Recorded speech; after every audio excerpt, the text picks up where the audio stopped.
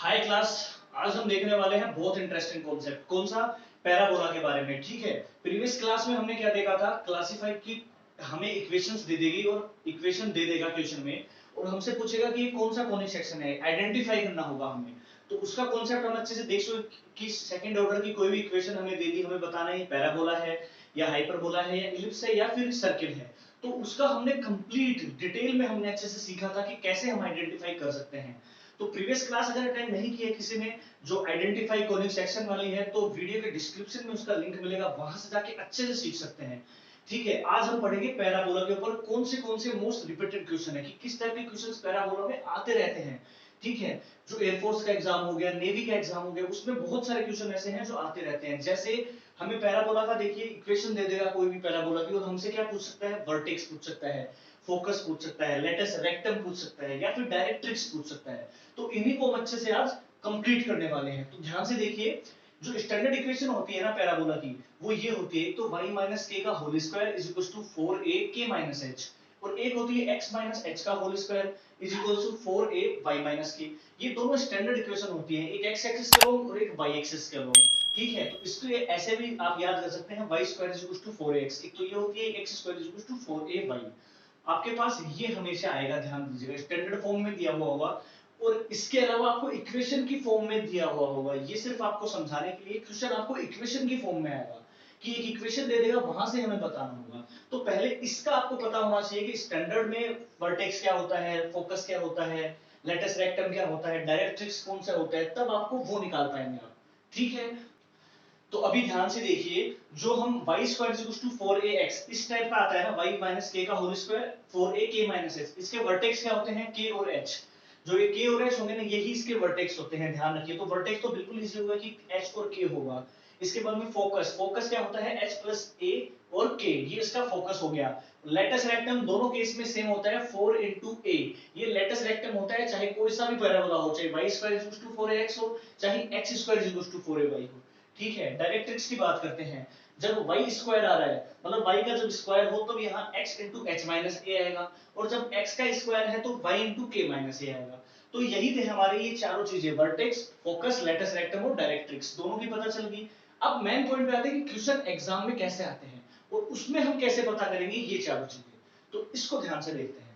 तो देखिए, सबसे पहला हमारे पास क्वेश्चन कुछ इस टाइप की इक्वेशन आएगी हमारे पास। ठीक है, y square plus 2y minus x plus y plus 5 is equal to 0। इसका हमें क्या बताना है? वर्टेक्स और लेटस रेक्टम बताना हो तो हम कैसे बताएंगे, या फिर डायरेक्ट्रिक्स बताना हो तो कैसे बताएंगे।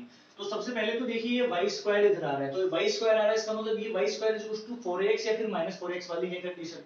ठीक है, तो y स्क्वायर आ रहा है, तो डायरेक्ट्रिक्स में क्या होगा?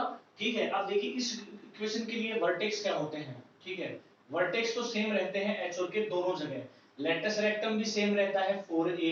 इसके बाद में फोकस चेंज हो जाता है, ठीक है, और डायरेक्ट्रिक्स चेंज रहते हैं बस दोनों के लिए। तो इसके लिए डायरेक्ट्रिक्स क्या आ गया? x इंटू एच माइनस ए, ये तो इसके लिए डायरेक्ट्रिक्स आ गया। और फोकस क्या आ गया? x प्लस एच प्लस ए इंटू के, ये फोकस आ गया। अब ये हमें फाइंड करने हैं सबसे पहले। तो इन सब के लिए क्या करना पड़ेगा? हमें a पता होना चाहिए, h और k पता होना चाहिए। और जब x स्क्वायर y स्क्वायर से इक्वेशन स्टार्ट हो रही हो, तो हमारा सबसे पहला हम लेटस रेक्टम ही निकालेंगे।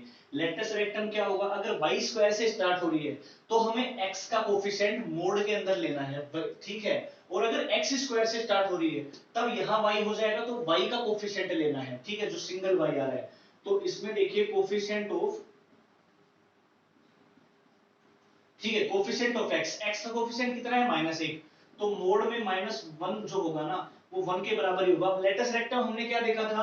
4a होता है। ठीक है, 4a होता है ना, तो a की वैल्यू यहां से आ जाएगी 1/4। ठीक है, अब देखिए a की वैल्यू आ गई हमारे पास।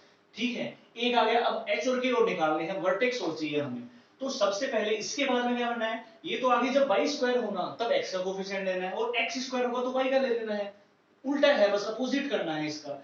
तो हमारा लेटस रेक्टम 4a होता है, हमने ये तो देखा है, लेटस रेक्टम 4a, यहां से a की वैल्यू आ गई। तो देखिए इस क्वेश्चन का है ना, इस क्वेश्चन के लिए लेटस रेक्टम तो 1 है। ठीक है, ये तो सीधा सीधा निकल गया, a की वैल्यू पता चल गई। आगे देखिए आप,